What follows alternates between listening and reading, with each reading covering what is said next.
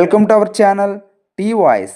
ఈ వీడియోలో unified family survey అంటే ఏమిటి, సచివాలయ ఉద్యోగులు వచ్చినప్పుడు ఈ సర్వేలో భాగంగా ఏం అడుగుతున్నారు, అసలు ఎందుకు ఈ సర్వే, ఈ వీడియోలో తెలుసుకుందాం.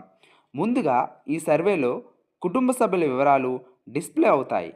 కుటుంబ సభ్యుల్లో మీ ఫ్యామిలీ వారు కాకుండా ఎవరైనా ఉన్నట్లయితే వాళ్ళు రాంగ్గా ఎంటర్ అయ్యారని చెప్పి మ్యాపింగ్లో వాళ్ళని ఈ సర్వేలో భాగంగా మీ కుటుంబ సభ్యులు కాదు అని చెప్తే వాళ్ళు సర్వే అధికారి వారు రిమూవ్ చేస్తారు.